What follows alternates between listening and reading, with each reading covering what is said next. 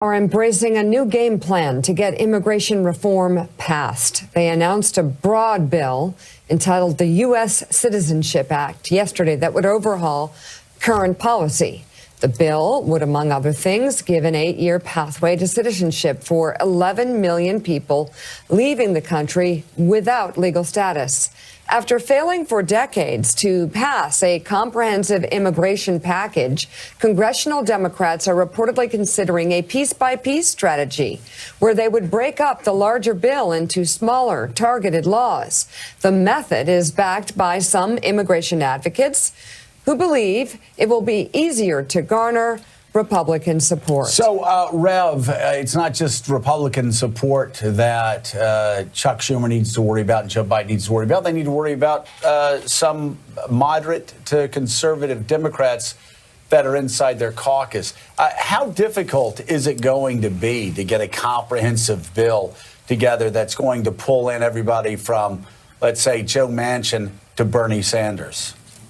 It is going to be a challenge, which is why we've not had a comprehensive immigration bill passed so far. But I think the climate is much different in this post-Trump era because we're coming off a president that was so belligerent in terms of building a wall, blocking out people, and held people that were here that were undocumented and wanted to become citizens, held them in contempt, that I think the climate is better now to try to do a broad kind of bill that could get a Joe Manchin and a Bernie Sanders if you went piece by piece. So I think the strategy is to walk toward achieving this bill rather than run.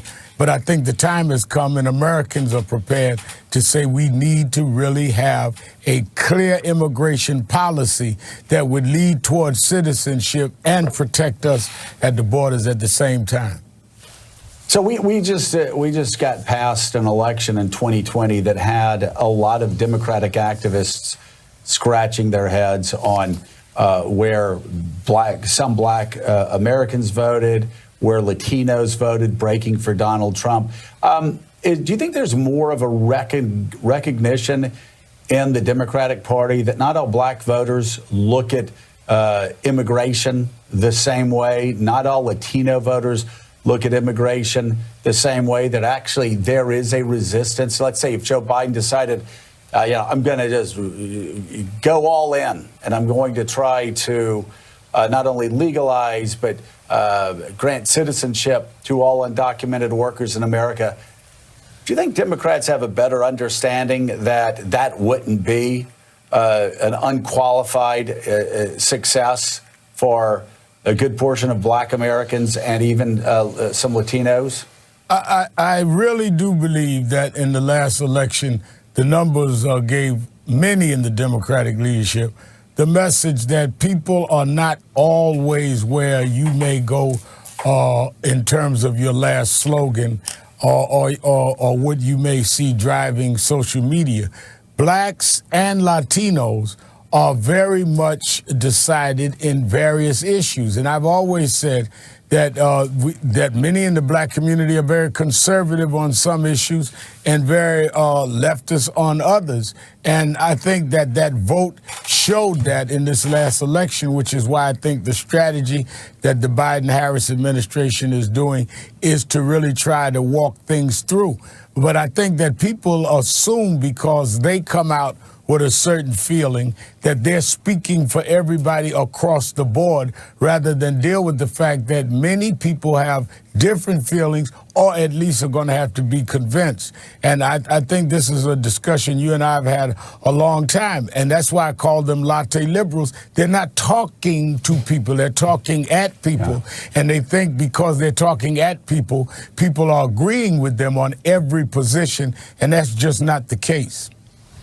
Yeah, not the case at all. And Susan Del Percio, I'm curious, what is it about immigration reform that you could look at polls and maybe it's a 75-25 issue on a lot of reforms, immigration reforms, and so politicians think they can wade into those waters and they always end up getting bit. You could talk about George Bush and John McCain working with Ted Kennedy A huge bipartisan consensus back in 2000, I think it was 2006, and then just a full-on revolt against it that killed immigration reform. Then you could look at 2013 when people like Marco Rubio got out in front saying we lost in 2012 because Latinos didn't like Mitt Romney, so let's get out there and pass immigration reform. He quickly retreated when the base turned against him. Why is 2021 going to be different than 2013 or 2006? Well, it may not be, Joe, because you use the key words. The base turns against you as a Republican, and that's what a lot of the elected officials are worried about. What's interesting this time, though, is that President Biden is swinging big, and I think they're betting that he will be successful in attacking this COVID crisis, first as a public health crisis and then with the economy. So come 2022, I'm not sure so many Republicans want to be in the anti-Biden category, except for maybe a primary. The other issue is the talk about breaking up the immigration legislation. Dreamers really, I think, can move forward. Even Donald Trump thought Dreamers should be acclimated into our country. And of course they should. The other thing is that we've seen the Chamber of Commerce talk a lot about immigration, and they are obviously a big source of finance and could be influential in this conversation with Republicans. All right, Susan Del Percio, thanks so much. Good to see you this morning. The global fight against coronavirus will be a big focus of today's meeting of the G7. President Biden will address the group this morning virtually, where he's expected to announce $2 billion to help COVID vaccination efforts around the world. President Biden also will address the Munich Security Conference this morning. He's attended the conference several times previously as a senator, vice president, and in 2019 as a private citizen when he urged allies to wait out former President Trump, telling leaders there at the time, quote, "We will be back." Joining us now, NBC News chief global correspondent Bill Neely, also with us, former aide to the George W. Bush White House and State Department's Elise Jordan. So, Bill Neely, we'll begin with you. What do you expect to hear from President Biden today, and how will he be received at the G7? Yeah, well, this will be the first meeting, albeit virtually, between President Biden and European leaders. And there's a happy coincidence today because it will not just be a day of reassuring words, reassuring for Europe's leaders from President Biden, but also a day of action because today is the first day that the United States is officially once again part of the Paris Climate Agreement. So, first of all, the reassuring words. Joe Biden will say that the transatlantic alliance is the cornerstone of America's relations with Europe and with European leaders, that democracy is the best model for meeting the challenges of the world, and so on.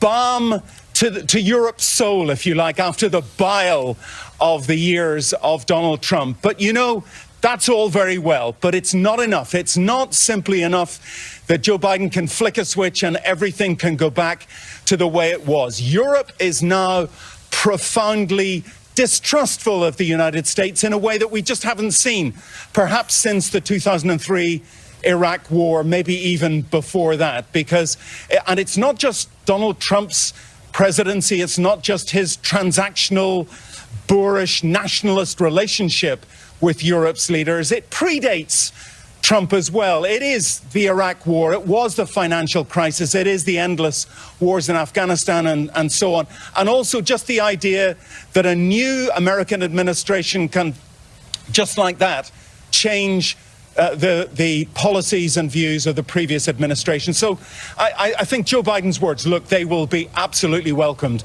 by Europe's leaders, but there is a loss of trust that really will be difficult for Joe Biden and his Atlanticist team to put back in place. No question about it. And also there's the question of Iran, Bill. As you know, the Biden administration said yesterday it is ready to begin talks to restart the Iran nuclear agreement. The State Department announced it would be prepared to accept an invitation from the EU to meet with Iran to discuss the accords. How big a step is this from the Biden administration, Bill? Yeah, it is a big step. And to the previous answer I gave, you know, Antony Blinken made a joint statement with France and Germany. That hasn't happened on Iran for 4 years. Interestingly, just this morning, there's been a statement from Iran's foreign ministry spokesman saying gestures are fine, but remember, Trump left the room. You know, Iran doesn't like being painted as the country that's not in compliance with the nuclear deal. It's saying we were in compliance. It was the United States that walked away from this deal and left the room. But I think the hopeful thing is that the United States is now signaling it's prepared to have talks about talks. Iran obviously wants the sanctions lifted straight away.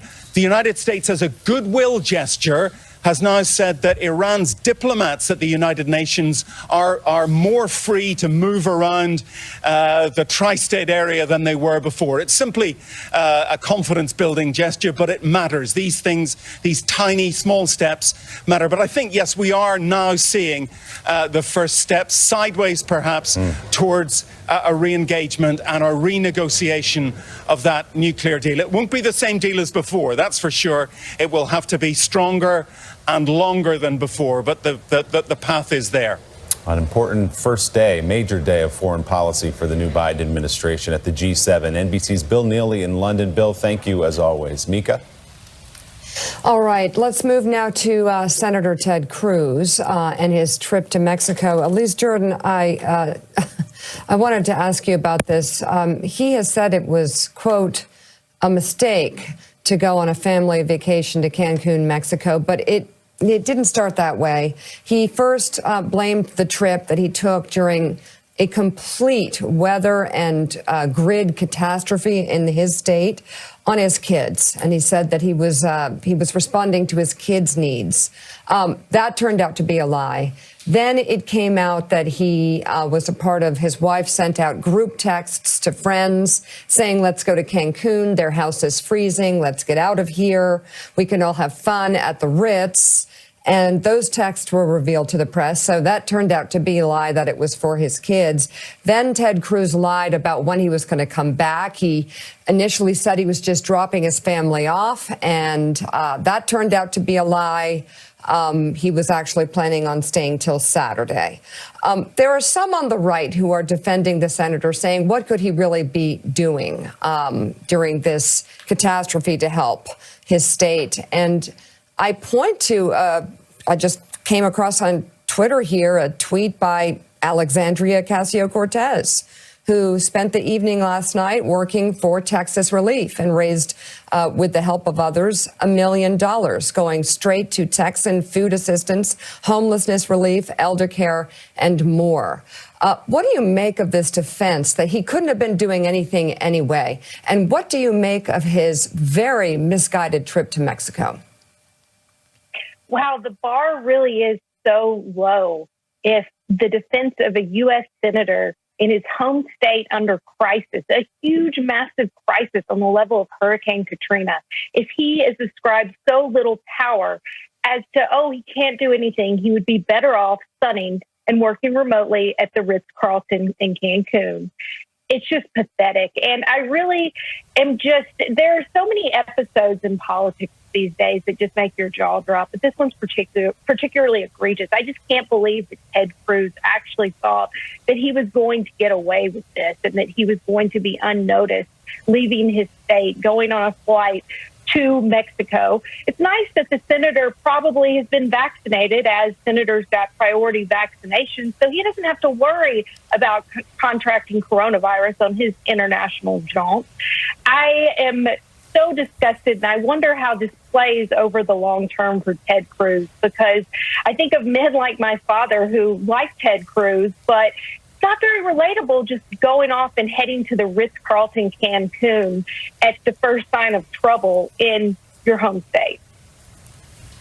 All right, still ahead on Morning Joe. Something that was written in one of the Australian newspapers by a former Facebook executive in Australia and New Zealand. His name is Stephen Sheeler. He said that when you pull a government's pants down in front of the world, you leave it little option but to dig in. When you vandalize 13 million citizens' news feeds as a bargaining chip, you raise the stakes. And so that's exactly what Facebook did. This also brings up a lot of questions.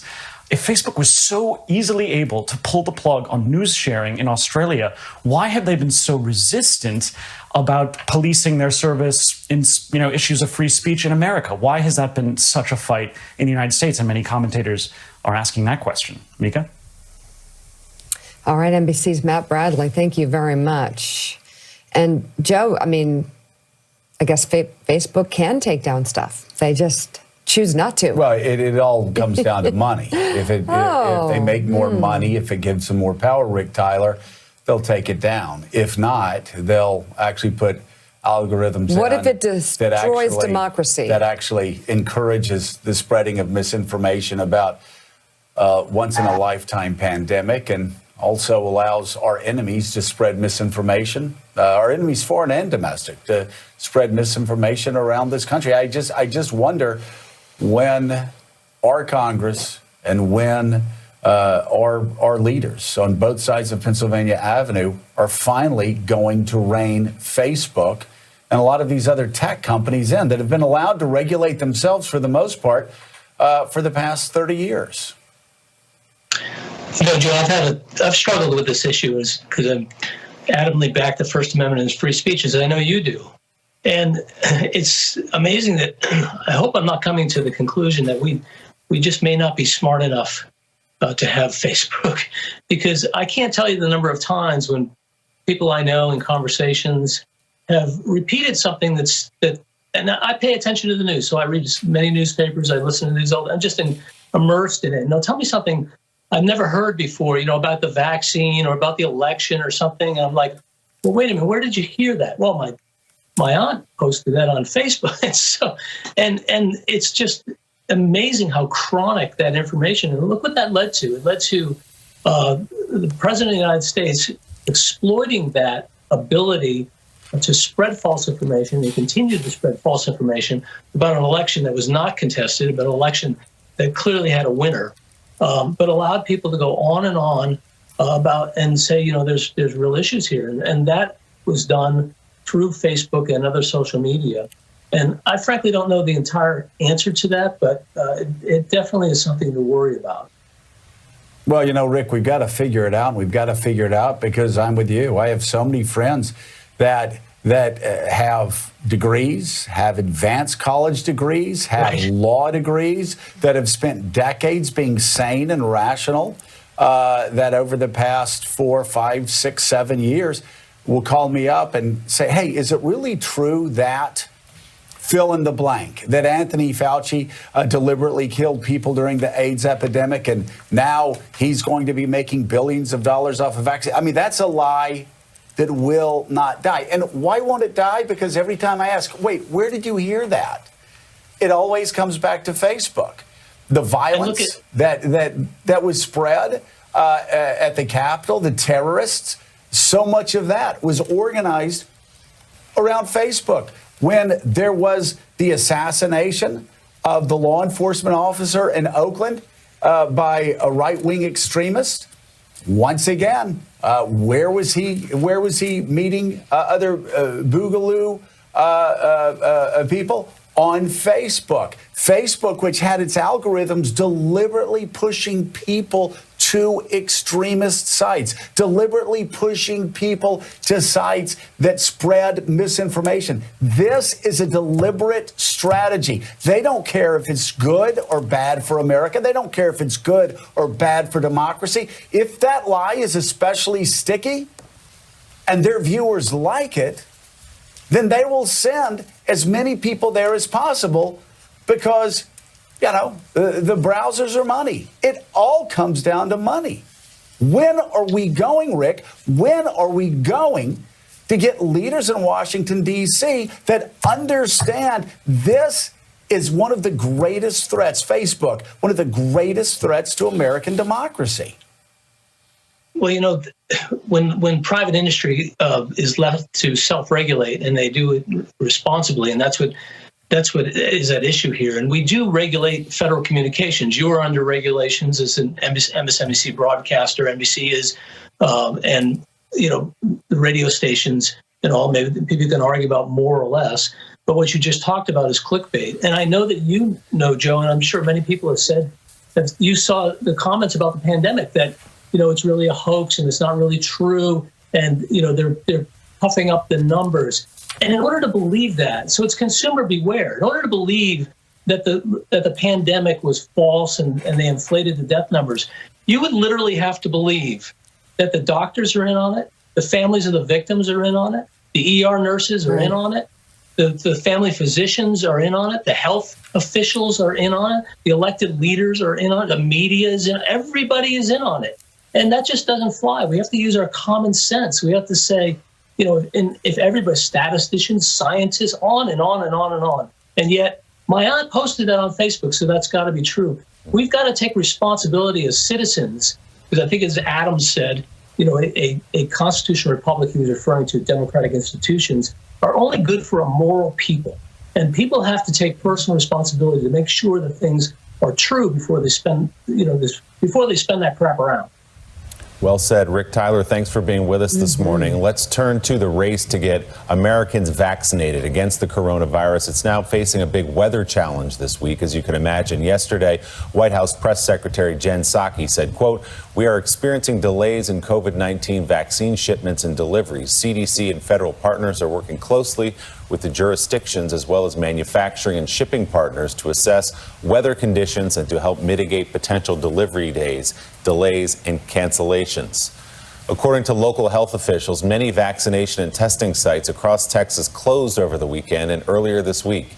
Mississippi and the Memphis area also closed down vaccination sites, while Washington State estimated 90% of this week's vaccine shipments will arrive late. Joining us now, former FDA Commissioner Dr. Scott Gottlieb. He is a member of the board at Pfizer. Dr. Gottlieb, great to have you back on the show. We can talk about some of those delays, but also let's talk big picture about how production and distribution of the vaccines is going right now. We had New York City Mayor Bill de Blasio here yesterday morning expressing his frustration, saying, "I'm ready to go. I've got the Javits Center up and running. I've got all these places I can get shots into arms. I just don't have the doses I need." So where do you see the bottleneck here? Well, look, I think the bottleneck probably is supply right now. We've done a good job growing the distribution. The federal government right now, the Biden administration is pushing vaccine out through some of the federal partners that they have, the big box stores, the pharmacies and community pharmacies, and also the community health centers, which are in underserved communities. So they've opened up new routes of delivery for vaccines. So I think the footprint around the country that you can distribute through is much broader right now. Supply is still constrained, but it's been growing every week. I think we're going to be close to a 15 million dose a week run rate as we get into March. So there's substantial supply coming online. Once we get into April, supply should ramp really quickly, especially if J&J gets its vaccine approved at some point in March. I think we're going to have more supply than demand as we get into April, and the equation is going to start to change. But right now, we're still supply constrained. I think we're going to continue to feel that for the next 3 or 4 weeks. But as we get into the later weeks in March, I think we're going to start to have a lot of supply, and you're going to see slots open up. We heard from Dr. Fauci earlier this week saying he believes by April, as you sort of indicated there, that things will open up and that people who want vaccines should start to be able to get them. Healthy people who want vaccines should be able to start to get them. President Biden also said he believes by January they'll have enough for everybody who wants it, and perhaps looking toward fall, there could be some return to a version of normalcy. Does that timeline line up with what you're seeing? I think it does. I mean, Tony changed his forecast a little bit, and the president had said July. But what I'm looking at is that by the end of March, we're going to have 220 million doses that have been put in the market by Moderna and Pfizer, the company I'm on the board of. Not all of those will get used. There'll be some doses still making its way through the system. But by the end of March, there'll be 220 million doses that'll be manufactured and shipped. If J&J does get authorized, and I think they will, they'll probably put another 30 million doses in the market over the course of March. So you're talking about 250 million doses at that point.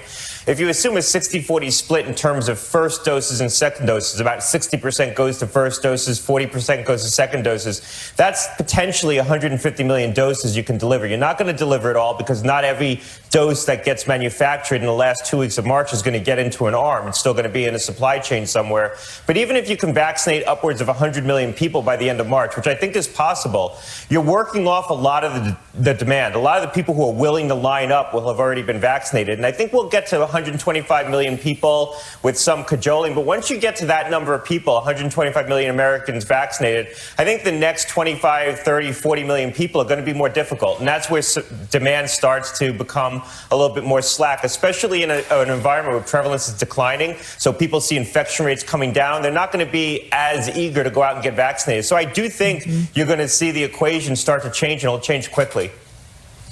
Doctor, let me ask you about the science of the vaccine, what you know so far, what the medical community and science community knows so far. If somebody's vaccinated, let's say they've gotten both vaccinations, they obviously will still be wearing a mask. But what is the possibility of them actually picking up strains of the virus and passing them along to somebody else? Is there any evidence that that could happen? Well, there's evidence now that suggests that the vaccine reduces your likelihood of getting infected and reduces the likelihood that if you do get infected, that you'll transmit the infection. The clinical studies were designed to show that the vaccines reduced the signs and symptoms of COVID. So people didn't get sick, or they got sick at a much lower rate, but it didn't assess whether or not it reduced them from getting infected in the first place. But there is accumulating clinical evidence now that suggests that people are less likely to get infected and less likely to transmit the infection. I think the conventional wisdom is that that's true, and what needs to be worked out is what the magnitude of that is. But we haven't established that. It's not in the drug's label. Ultimately, the manufacturers are going to need to file supplements with the agency to be able to make claims around those attributes. But I think if you talk to most researchers, they believe that there is some effect on transmission, some effect on infection, and they just don't know the magnitude. Some think it will be quite profound. Others think it might be more subtle. So there is some debate around that right now. And so, and next question about antibodies, because I have a lot of people asking me this question. They'll ask, how long I've had COVID, how long do the antibodies last? And I just regurgitate what I hear on TV, which is, well, seems like the most conservative number is 3 months, maybe 3 to 6 months. But there are studies that I've read that say, if you look at what happened with SARS, your cells may, I guess, smart cells, you may actually have a resistance to the virus for years to come. What's the latest science on that question that more and more people are asking now that more and more people are getting COVID and recovering?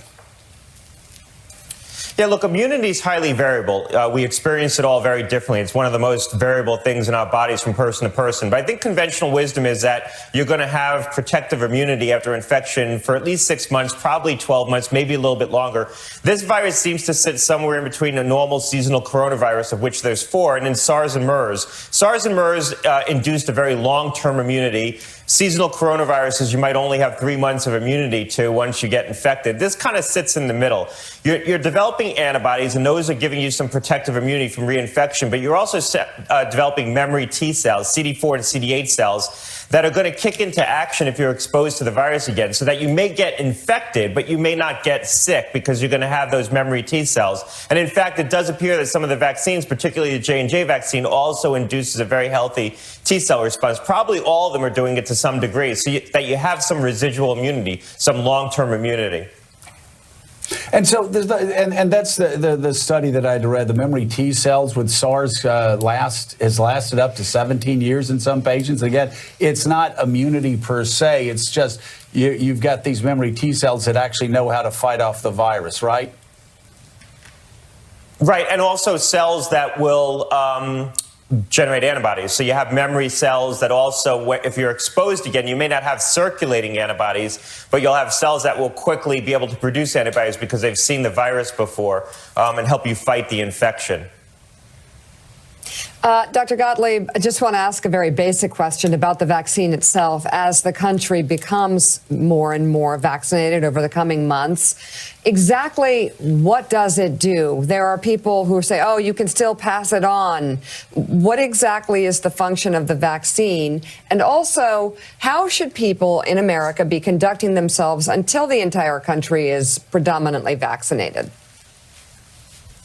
The established function of the vaccine is that it prevents symptoms of COVID disease. The studies were designed to look at whether people got sick from COVID infection. They weren't designed to look at whether or not people didn't get infected from coronavirus, SARS-CoV-2 virus in the first place, and whether or not they were less likely to transmit the virus. There is accumulating evidence, including in the Moderna package that they submitted to FDA, that suggests that it does reduce infection and it does reduce transmission. We need to establish the magnitude of that. I think a lot of the data we get is going to come out of Israel, where they vaccinated a good portion of their population. So this is going to be a question that we get an answer to. I think most people assume there's some effect on transmission and infection, and what we need to work out is the magnitude of that benefit.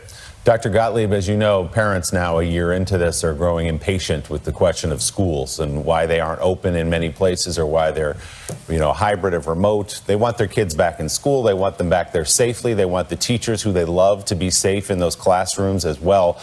We've just gotten some conflicting information from the top, so I'm interested in your point of view about whether or not you think teachers should be vaccinated before schools should be open. Well, look, I don't think it's a prerequisite, but I think teachers should be vaccinated and be prioritized. Schools aren't inherently safe, but I think that they can be made safe if you stick with the mitigation. That's masks, distancing. I think it's very important to pod the students, to implement testing where you can. If you look at the data, and the school districts have come together to create their own sort of data consortium. If you look at the week from January 4th to January 17th, so really the peak of the epidemic, the rate of infection among teachers was 1.2%. The rate of infection among students was about 0.5%. More clustered in the high school age population, but teachers were getting infected at a higher rate than the general population over that stretch of time. So you have to ask yourself where they were getting the infection from. It probably was from the students in some cases. What we've seen is kids are less likely to get infected and less likely to transmit the infection. What we believe is that they clear the infection very quickly, so their period of infectivity is probably shorter than an adult. But that doesn't mean that they don't get infected, and it doesn't mean they don't transmit the infection, especially older kids, kids in the high school age set. There's been some good data looking at younger kids under 14, a big study in JAMA that looked across 32 different studies and showed that kids under 14 are about half as likely to get infected. But over 14, you do see higher rates of infection. So I think we still need to implement measures in a high prevalence environment to protect the kids and protect the teachers. Former FDA Commissioner Dr. Scott Gottlieb, thank you so much for being on the show once again this morning. Democrats are in the country with a vaccine for COVID-19.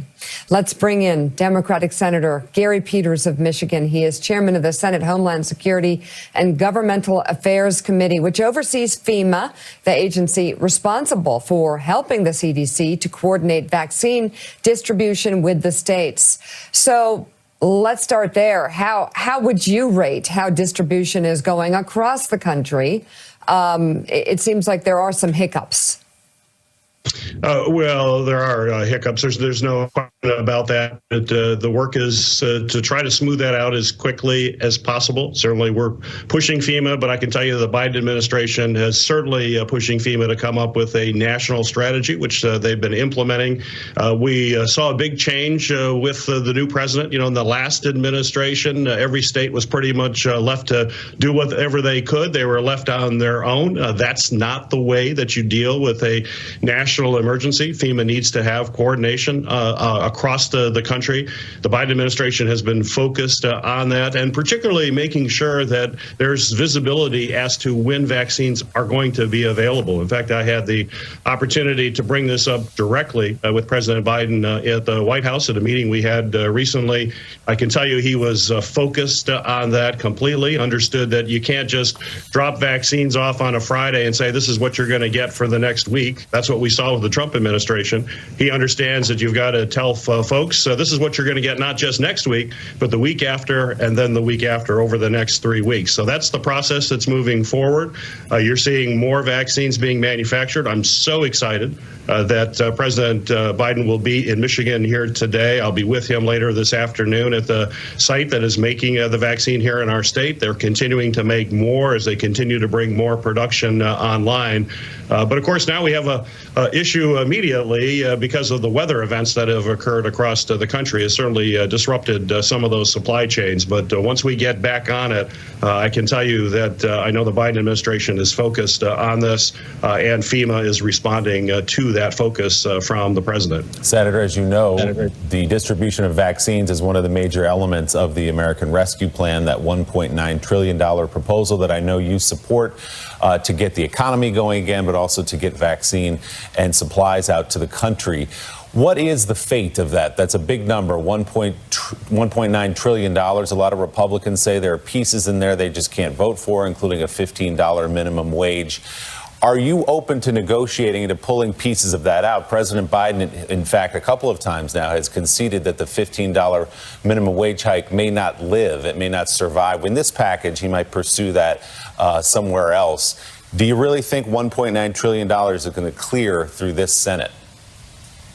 I think it's essential that we do that. We have to be bold and big. My colleagues agree with that. You know, you mentioned the vaccine distribution, for example, one that I'm following closely, overseeing FEMA from Homeland Security. In that package is roughly $50 billion to help distribute the vaccines, to set up sites. You have FEMA. In fact, FEMA coming into Michigan just this week with additional resources to help state and local governments with the actual distribution facilities, setting up over 100 across the country in order to get more vaccine in the arms of individuals, to make sure the supply is transparent as we go forward. That's one critical piece of this. But when you look at the fact that too many families are still struggling to put food on the table, a roof over their head, our small businesses are struggling to stay alive, to be able to survive, to get to the other end of this, we know that we have to be bold. We have economists all across the country from every kind of persuasion saying the risk is being too small. The risk is not going too big. Right now is the time to put that kind of stimulus into the economy, that type of help for individuals from an economic standpoint, but also to put resources to deal with the public health aspect. So it will pass. We're hoping to have Republican votes, but I think it's really important to remember that this does have bipartisan support with the American people. Public opinion polls are clear, as well as Republican mayors and governors, others who say we need to go big, we need to be bold. Senator Elise Jordan's here with a question for you. Elise? Senator, switching gears slightly, but the same topic, because this fallout is all related to the coronavirus pandemic and fallout from the Trump administration. You're part of a group of senators who are asking questions about why the postage is and why the post office is still delayed with so many deliveries for Americans around the country. And can you talk about what is happening there, and why is Postmaster General Louis DeJoy still in his position now that Biden has taken office? Well, it's important to remember that Postmaster General is actually hired by the Board of Governors. So that is a separate body, and that Board of Governors right now is not fully populated. There are actually a number of open seats. It's going to be one of my priorities in the committee to make sure that we get that board fully staffed, to make sure folks are there doing their job. But there's no question that we need to have major reforms with the Postal Service. It's a top priority for me and my committee. My colleagues in the House plan to take up a hearing very shortly on this issue. We're asking the Postal Service to present to us their strategic plan for the future, which is a number of reforms to streamline operations, but at the same time, make sure that you're maintaining service. To me, that is absolutely critical, to remember that the Postal Service is a service.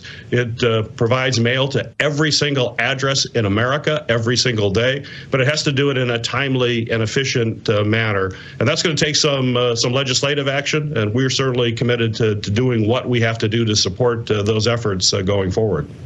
Senator Peters, Al Sharpton, as you are in Homeland, Chair Homeland, the Homeland Committee in terms of overseeing FEMA, what has been put in place to make sure that underserved communities that are disproportionately not getting the vaccines, what is being put in place by the committee and to make FEMA give you a plan that assures that there's going to be fair distribution?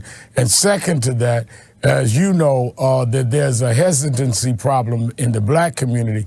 What has been done to make sure that as you distribute it, that you have people that can address that and convince people that vaccines are the way to go? Because we hear the administration saying we're going to send it directly to pharmacies and hospitals. And as you know, all across the country and even in Michigan, you have many communities that are deserts when it comes to pharmacies and hospitals. Absolutely, Reverend, and that has to be addressed given the fact that we know communities of color are disproportionately impacted generally by this COVID virus. That means we got to get distribution into those communities. That is part of the FEMA plan to set up direct distribution sites through FEMA and to help local efforts in terms of additional personnel, support staff, logistics to go into those communities.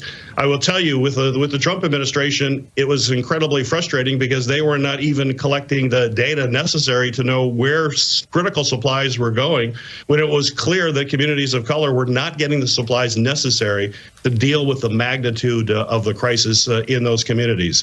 That is changing. We're getting that information out. I'm working actually to create a department within FEMA that actually deals with underserved communities and communities of color, and understand that whether the crisis is a pandemic or a flood or a hurricane, it's those communities that tend to get hit in a disproportionate fashion, and we have to treat that in a way that it provides even additional resources. So we're seeing that happen now with the Biden administration. It is stepping up. We're collecting that information, and we know we've got to make long-term structural changes in the way that FEMA operates going forward. So this doesn't happen, never happens again.